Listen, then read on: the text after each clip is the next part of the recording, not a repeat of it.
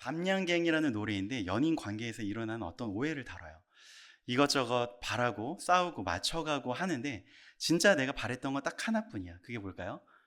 사랑이다. 밤양갱이라고 이제 비유적으로 표현하면서 내가 바란 건 사랑밖에 없어라고 말하는 건데, 이제 이걸 저는 어떻게 바꿨냐면, 우리 청년들이 아무래도 젊고 에너지가 있으니까 교회에서 여러 가지 일들로 섬기잖아요. 그래서 신앙 자체를 하나님을 위해서 이것도 하고 저것도 해야 된다라는 의무의 어떤 의무 폭탄 더미로 받아들일 수가 있거든요. 그래서 야, 오해하지 마, 부담 갖지 마. 일단 바이블, 성경으로 하나님과 조금씩 알아가기 시작하자. 이런 말을 하고 싶었어요. 하나님이 어떤 분이신지는 성경에 기록되어 있지만 관심 없는 분들, 믿지 않는 분들에게는 성경을 펼쳐 읽거나 그 내용에 귀 기울일 기회를 갖기 어렵잖아요. 그래서 눈에 보이고 귀에 들리는 매개체를 통해서 그들이 하나님을 보고 경험하는데, 그게 뭘까요? 네, 눈으로 보고 귀로 들을 수 있는 교회, 하나님의 말씀을 믿고 사는 저희들입니다. 저는 간절히 바랍니다. 우리를 보면 하나님이 얼마나 좋으신 분이신지가 보여졌으면 좋겠어요. 그러려면 우리가 먼저 하나님의 의도를 정확히 알고 그 뜻에 따라 살아가야겠죠. 제가 하는 설교, 제가 청년들을 만나서 하는 말들도 나중에 계속 생각이 나요. 곱씹어 보게 돼요. 혹시 이현준이라는 사람의 종교적인 철학이 전달된 건 아닌가? 목사를 의지하는 목사교 혹은 교회에 열심히 헌신하는 게 전부인 교회교를 이야기하는 게 아닌가? 정말 예수님을, 그분의 말씀을, 말씀 안에 담긴 그분의 진심을 왜곡 없이 전달했는가 하고요. 오늘 말씀은 저와 여러분에게 너무나도 유명한 오병이어 사건입니다. 사복음서 모두에 나와요. 이 이야기가 너무나 중요해서 예수님 이야기를 할 때 이걸 빼놓을 수가 없다는 거죠. 특별히 요한복음 버전은 다른 곳과 조금 다릅니다. 먼저 4절을 한번 보시면요, 이 사건을 유월절과 연관을 짓고요, 그리고 마테마가 누가는 그저 이 사건이 어떻게 벌어졌는지 담담히 진술한다면, 요한은 이 사건 뒤에 더 긴 설교로 이 사건의 진정한 의미가 무엇인지를 보여줘요. 오병이어 사건에 담겨진 예수님의 진심이 뭘까요? 제가 여러분들께 들려드린 이 노래의 가사에 나와 있어요. 이렇게 하거든요. 아냐, 내가 늘 바란 건 하나야, 한 개뿐이야. 그게 뭔지를 오늘 말씀을 통해서 우리가 살펴보려고 합니다. 오병이어는 그저 하나의 사건일 뿐이지만 관련된 설교를 찾아보니까 내용이 정말 다양하더라고요. 어린아이의 작은 헌신, 또 불가능을 가능케 하는 하나님의 전능하심, 어떤 것에 포커스를 맞추느냐에 따라서 다양한 설교 혹은 묵상이 가능해요. 저는 오늘 오병이어 사건 자체가 아니라 이 사건을 보면서 사람들이 떠올렸을 그런 배경들을 같이 한번 살펴보고 싶어요. 여러분의 성경 배경 지식을 제가 한번 테스트 해보겠습니다. 제가 이야기를 드릴 테니까 한번 상상해 보세요. 자, 넓은 들판에 사람들이 앉아 있어요. 오랜 시간이 지나고요, 먹을 것이 없습니다. 그런데 하나님께서 기적적인 방법으로 그들을 먹이세요. 오병이어 사건 말고 또 뭐가 떠오르세요? 힌트를 드릴게요. 네, 구약에 있습니다. 만나 사건이죠. 광야에서 먹을 것이 없고 오랜 시간 있을 때 하나님께서 기적적인 방법으로 그들을 먹이시는 것. 예수님은 하나님이시기 때문에 무엇이든 자기가 원하는 기적을 할 수 있으세요. 그런데 복음서에 나온 주님의 행동, 기적들은 모두 뭐랑 연관이 있다고 했어요? 구약이랑 연관이 있다고 했었죠. 성부 하나님께서 약속하신 것을 성자가 그대로 성취한다. 연속성이 다 있어요. 그래서 우리가 거꾸로 예수 그리스도의 렌즈를 가지고 구약에서 그분의 흔적을 읽어내잖아요. 오늘은 그 반대로 예수님께서 의도적으로 백성들이 만나를 떠올릴 수 있도록 오병이어 사건을 일으키신 거예요. 이를 본 백성들의 반응이 무엇이었을까요? 14절 함께 같이 읽어볼까요? 시작. 그 사람들이 예수께서 행하신 이 표적을 보고 말하되 이는 참으로 세상에 오실 그 선지자라 하더라. 아멘. 그 선지자가 누구일까요? 만나하면 떠오르는 지도자가 누가 있습니까? 모세죠. 그는 단순히 선지자가 아니에요. 제국의 노예에 불과했던 이들이, 별 볼 일은 없는 이들이 모세를 통해서 여러 가지 일들을 경험을 하죠. 물론 하나님께서 하신 것이지만 모세를 통해서 10가지 재앙으로 강력한 제국 파라오를 꺾어버리시고, 모세를 통해 홍해를 가르시고 전차 군단을 수장시키시죠. 모세를 통해서 만나와 메추라기를, 그리고 반석에서 물이 나게 하시고요, 모세가 손을 들고 기도할 때 이스라엘은 자기보다 강한 적들을 이겨요. 모세와 같은 선지자가 다시 세상에 온다는 말씀은 그럼 무슨 뜻일까요? 이스라엘이 여러 민족에게 이리저리 시달리고 남북으로 갈라지고 하나씩 망해가면서 점차 종말에 대한 그리고 마지막 때 이제 우리를 구원할 그 메시아에 대한 소망이 부풀어 올라요. 하나님께서 우리를 구원하시기 위해서 누구를 보내실까? 어떤 일들을 일으키실까에 대한 여러 소망들이 구약에 기록되어 있는데 그 중 하나가 바로 모세와 같은 선지자를 보내신다는 거예요. 이스라엘의 지도자 중에서 모세가 행한 것처럼 많은 기적을 보인 이가 누가 있겠어요? 그런 위대한 지도자가 누가 있을까요? 없죠.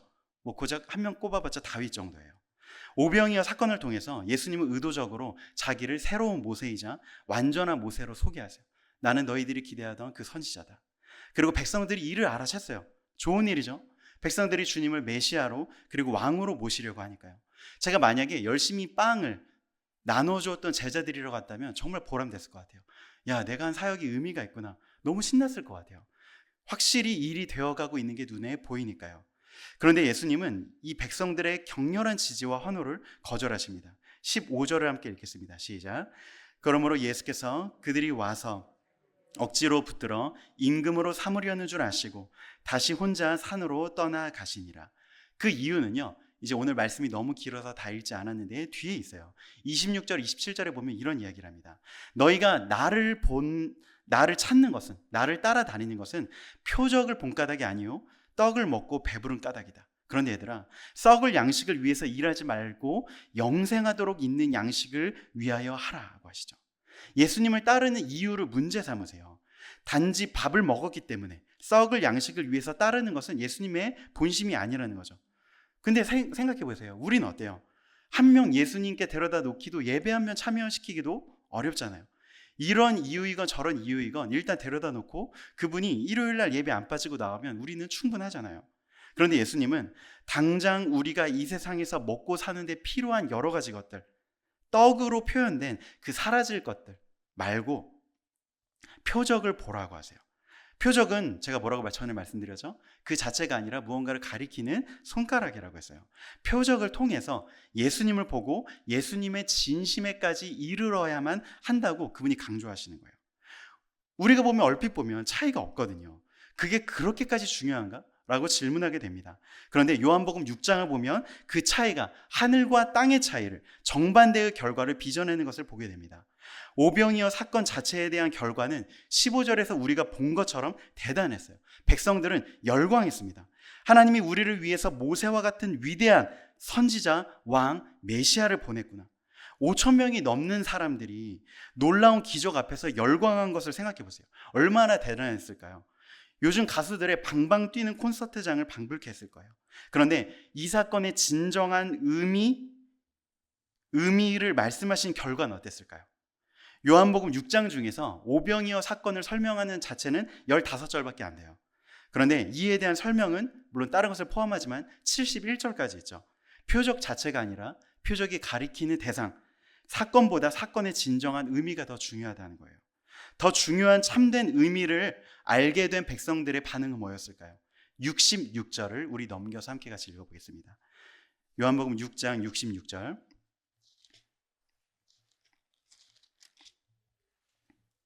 시작. 그때부터 그의 제자 중에서 많은 사람이 떠나가고 다시 그와 함께 다니지 아니하더라. 아멘. 그저 우연히 근처에 있던 관객이 아니라요, 예수님을 따라다니던 제자들이라고 하죠. 수많은 제자들이 예수님을 버렸어요. 어떻게 이런 극과 극의 반응이 나올까요? 사건을 보고는 왕으로 추대하려는데 사건의 의미, 해설을 듣고는 그분을 버려요. 그래서 예수님이 그냥 넘어가실 수 없었던 거예요. 어떻게 정반대의 결과가 나올 중요한 문제인데 곰곰이 따져보지 않을 수가 없었던 것이죠. 우리는, 그리고 이스라엘 백성들은 구약의 역사를 알고 있기 때문에 이 사건을 보면서 구약의 만나 사건을 떠올렸지만요, 여기에는 또 다른 배경이 있습니다. 백성들에게 무료로 양식을 배급하는 일, 누가 그런 일들을 했을까요? 고대의 황제들과 정치가들은 사람들을 달래기 위해서 여러 방법을 썼는데 그 중에 효과가 가장 좋은 것 중에 하나가 공짜 음식을 나눠주는 거였었어요. 지금처럼 풍족한 시대에야 이제 우리가 밥을 준다고 교회 오지 않죠. 근데 제가 어렸을 때만 하더라도 교회에서 맛있는 간식을 줘서 학용품을 줘서 아이들이 여름성경학교 때 교회에 몰려들었었거든요. 고대의 열악한 상황에서 밥을 준다는 가치는 지금과 달라요. 지금은 우리가 일을 안 해도 뭐 층으로 사는데 굶어 죽진 않거든요. 복지제도가 있으니까요. 그러나 당시의 대부분의 사람들, 일부 왕과 귀족들을 제외한 많은 사람들은 하루 벌어 하루 먹고 사는 상황이었어요. 여전히 우리에게도 그런 인사말이 남아있잖아요. 식사는 하셨어요? 언제 밥 한번 같이 먹어요. 왜 이런 인사가 있겠어요? 굶지 않고 배불리만 먹어도 충분히 괜찮은 인생이었다는 거죠. 그런 시절에는 살기 위해서도 먹지만 반대로 많은 사람들은 먹기 위해서 일하고 살기도 했겠죠.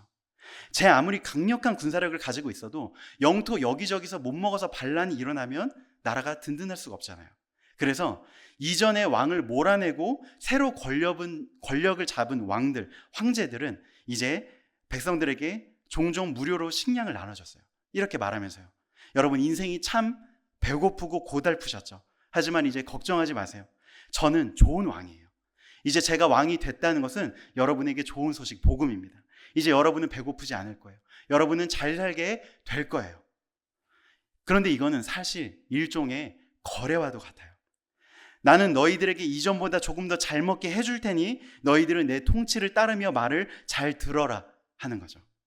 사람과 사람 간의 관계에서는 아무리 높은 황제와 낮은 백성이라고 하더라도 이런 거래 관계가 성립됩니다. 그런데 여러분, 하나님과 우리와의 관계는 어떨까요?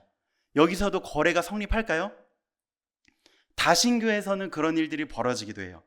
신들이 그냥 자존하는 것이 아니라 인간의 숭배를 먹고 사는 거예요. 그래서 신들의 서열이 바뀌기도 해요. 이전에는 어떤 신이 가장 강력한 주신이었는데 이제 시대가 바뀌면서 상황이 변하니까 이 신은 잊혀져 가고 사람들에게 가장 필요한 것을 주는 신이 가장 많은 숭배를 받고 가장 높은 자리에 오르는 것이죠. 여기서는 신의 보호와 인간의 숭배라는 거래가 이루어져요. 그러나 우리가 믿는 분은 한 분뿐이시죠. 유일신이시죠. 홀로 완전하신 분이세요. 여호와 하나님과 우리와의 관계에서는 거래라는 개념 자체가 불가능합니다. 우리는 하나님이 필요해도 하나님이 우리를 필요로 하시지는 않거든요. 감히 인간이 창조주이신 하나님께 뭔가를 더해드릴 것이 없어요. 그러면 여러분이 에이 목사님 순진한 소리 하지 마세요. 종교도 다 사람이 필요하고 돈이 필요하잖아요. 우리가 예배하는 이 공간이나 아니면 목사님 사례비가 어디서 나오겠어요? 할 수 있겠죠. 물론 이 편안한 공간이 있기 때문에 우리는 눈을 안 맞고 추위를 피해서 편히 예배할 수는 있어요. 물론 목사의 생활비가 있기 때문에 성경 연구를 깊이 하고 영혼을 돌보는 일을 더 집중할 수 있죠. 그러나 이것은요, 부차적인 일들입니다. 기독교는 예배당이 없으면 땅굴을 파고서라도 생존해 왔고요. 풀타임 사역자, 전문 종교인이 없어도 성경과 복음의 인생을 거는 예수의 제자들을 통해 생명력을 이어왔어요. 네, 지금 제가 중고등부를 맡고 있어서 많이 힘듭니다. 근데 이것은 사역자가 안 구해지는 게 제일 된 문제가 아니에요. 사역자가 없으면 교회가 뭔가 잘 안 돌아가는 것, 전문 종교인에 의해서 교회가 운영되어지는 이 자체가 우리가 구교를 떠나왔던 그 무언가에서 약간 뒤틀려 있다라는 것을 보여주는 것입니다. 하나님은 물론 우리의 헌신을 귀하게 받으세요. 우리의 작은 정성을 아름답게 받으세요. 하지만 하나님은 그것이 없으면 아무것도 못하시는 인간의 숭배와 헌신에 기대는 분은 결코 아니십니다. 그럼 하나님과 우리와의 관계는 거래가 아니라 무엇입니까? 일방적으로 받기만 하는 것, 그런 관계예요. 세상에서는 이런 걸 뭐라고 해요? 줄 줄은 모르고 받기만 하는 뻔뻔한 사람을 보고 우리는 파렴치하다라고 하죠. 하나님과 우리와의 관계에서는 우리 입장에서 파렴치한 관계예요. 세상에는 공짜가 없습니다. 누가 여러분에게 이유 없이 잘해주면 긴장하고 무슨 의도가 있나 살피셔야지만 당하지 않아요. 그러나 하나님과의 관계에선 완전히 다른 이야기가 펼쳐집니다. 동등한 관계에서의 상호 호혜가 불가능해요. 감히 우리의 무엇으로 하나님을 유익하게 하겠어요? 주시는 은혜를, 그 선물들을 그저 감격으로 받을 뿐이에요. 가장 소중한 독생자를 주셨다는 점에서, 자신의 생명 자체를 주셨다는 점에서 기독교는 결코 거래일 수가 없어요. 이에 준하는 다른 가치가 없으니까요. 불공정한 거래입니다. 그런데 인간은 이 위대한 사랑, 바다 같은 은혜에 종이컵에 정수기 하나 받아가지고 거기다 부어놓고는 이거는 거래예요 라고 주장하고 싶어요. 하나님께서 베푸시는 이 위대한 사랑과 은혜의 관계를 우리는 싸구려 거래쯤으로 전락시키고 싶어 합니다. 지금처럼 한두 끼 해결할 양식이 아니라 더 큰 선물, 참된 선물, 영원한 생명을 주는 양식을 주신다고 하니까 백성들이 어떻게 해요? 당연히 좋아하죠. 34절에 보면 주여 그 선물을 그 떡을 우리에게 주소서 라고 원하면서도 어떤 방식으로 달라고 할까요? 28절에 보면 우리가 무엇을 하여야 하나님의 일을 하고 그것을 얻을 수 있습니까? 라고 해요. 그것을 얻기 위해서 무엇을 해야 됩니까? 어떤 대가를 치러야 됩니까? 얼마를 내야 하죠? 이게 우리의 당연한 반응이에요. 거래인 거죠. 물론 이게 99% 파격 할인이라는 것을 알아도, 분명 이득 보는 것이라는 걸 알아도, 그러면서도 뭔가 대가를 치르고 얻어야 한다고 생각하는 거예요. 인간들의 거래에선 그게 양심적인 태도죠. 하지만 하나님과의 관계에선 내가 뭐라도 하나님께 더해줄 수 있다는 그 착각은 오만함에 불과해요.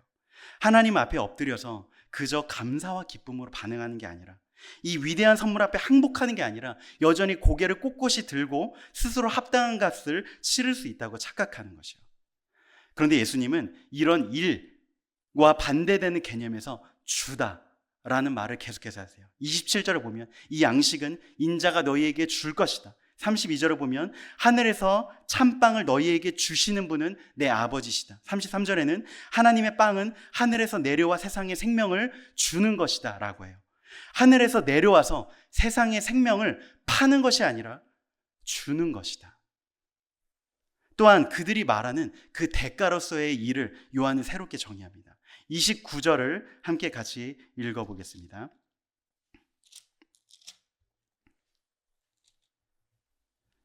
시작. 예수께서 대답하여 이르시되 하나님께서 보내신 이를 믿는 것이 하나님의 일이니라 하시니. 아멘. 믿는 것, 주시는 것을 그저 받으라는 거예요. 하나님과의 관계에서는 이것밖에 가능한 선택이 없거든요. 거절하거나 받거나. 우리가 대가를 치르고 감히 그분 옆에 동등하게 서서 구입하는 방법은 없어요. 그런데 거래를 치른 사람은 무언가 요구할 권리가 있겠죠. 그들은 인간 황제에게 요구하듯 감히 하나님께도 당당히 요구합니다. 30절, 31절에 이렇게 말해요. 그러려면 우리에게 더 표적을 보여봐. 모세는 우리에게 만나를 주었으니까 우리가 따랐던 거잖아. 너는 우리에게 뭘 줄 건데 그걸 보고서 우리가 따를지 안 따를지 결정할게. 이미 표적을 봤잖아요. 오병이어를 먹었잖아요. 결국 그들이 원하는 건 썩어 없어질 양식을 더 내놓으라는 거예요.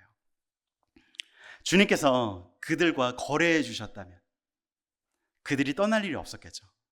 그러나 주님이 주시려고 한 것, 지금도 마찬가지입니다.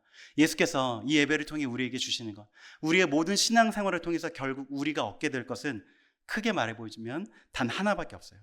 단순한 빵이 아니라, 썩어질 양식이 아니라 영생하도록 있는 양식, 주님이 정말 주고 싶으셨던 것이 대체 무엇일까요? 35절을 함께 같이 읽겠습니다.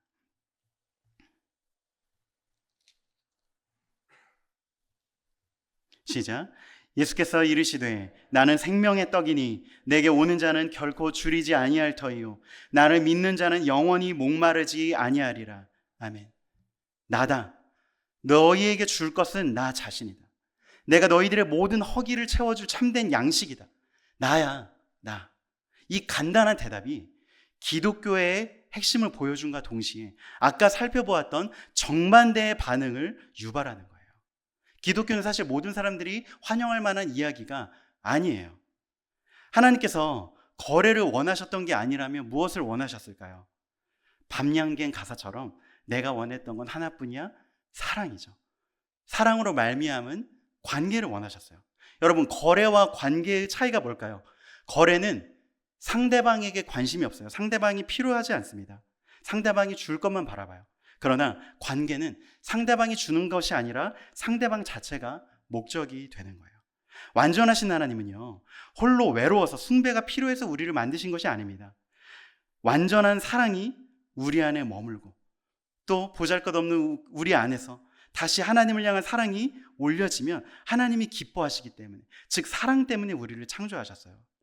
우리가 아니어도요, 성부, 성자, 성령이 영원토록 서로를 사랑하시지만 그 사랑의 관계 안에 우리를 초대하심으로 그분의 충만하신 사랑이 더 넘쳐 흐르게 하는 것, 이것이 그분의 마음이었던 거예요.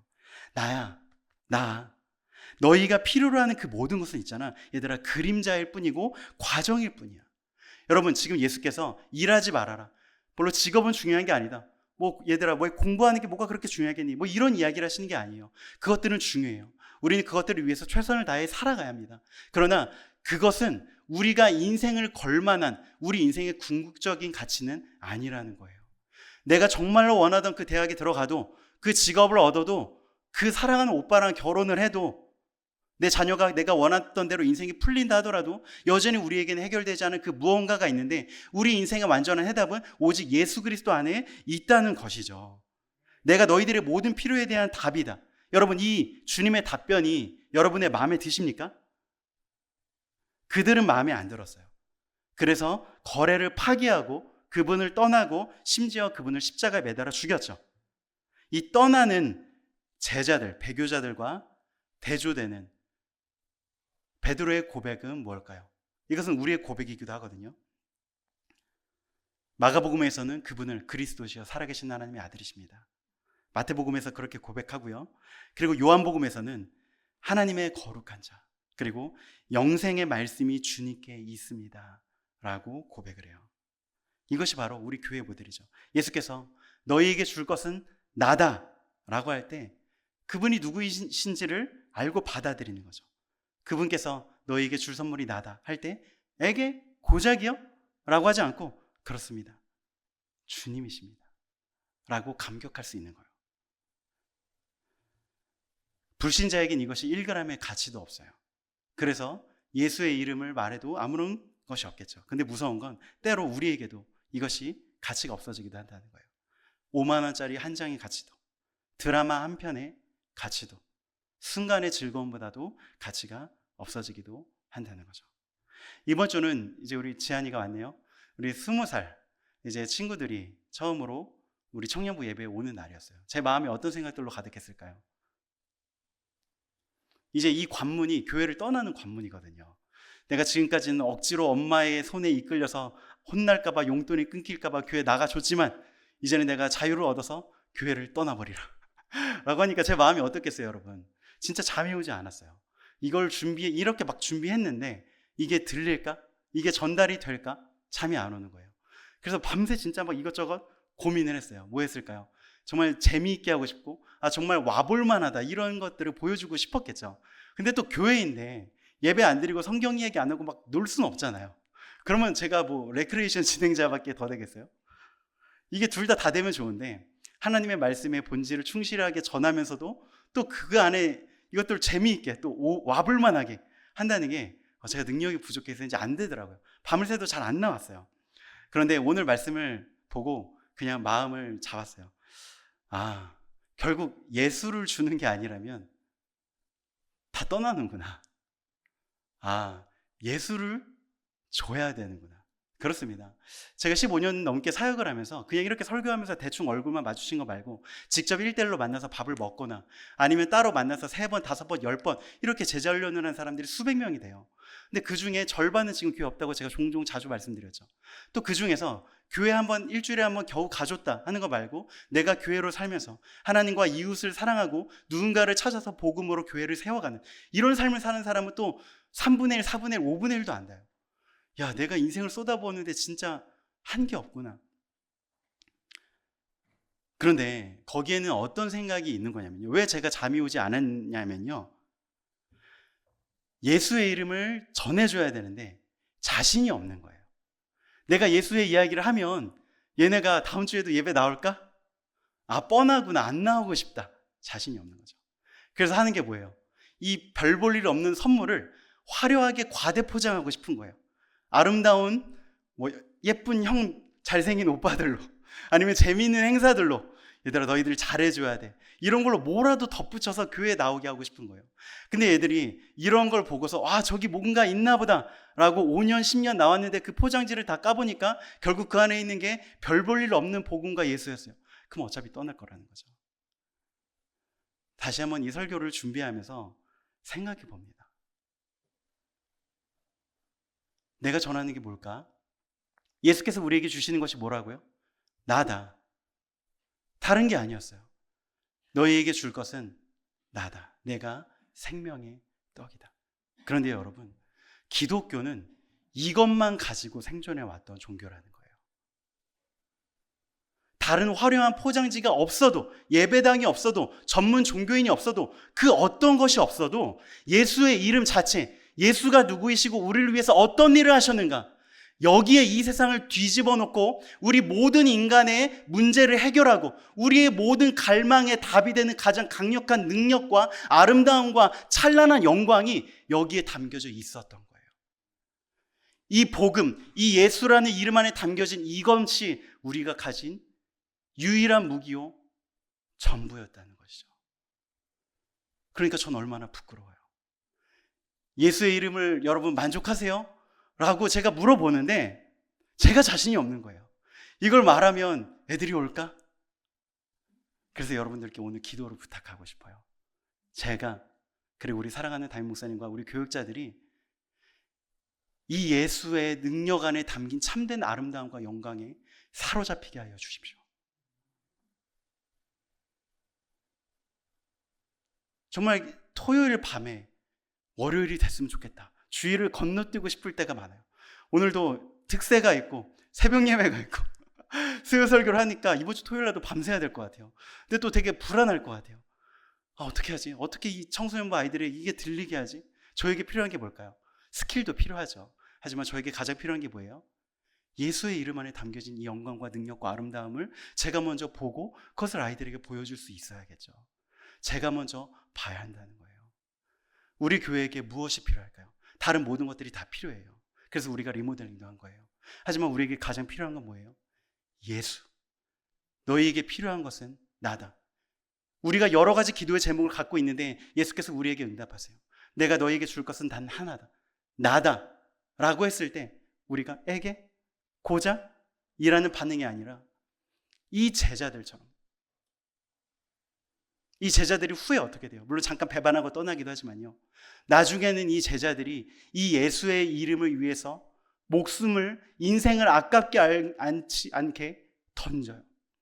이 복음 안에 담겨진 생명과 영광과 아름다움에 사로잡혀서 지금 내 목에 당장 칼이 들어와도 내 인생에 고난과 좁은 길이 있다는 것을 알면서도 이 예수의 아름다운 영광과 이름에 사로잡혀서 인생 전체를 던지는 거예요. 너희들에게 줄 것은 나다. 내가 생명의 빵이다. 여러분 이 대답에 만족하십니까? 우리 같이 함께 기도하겠습니다.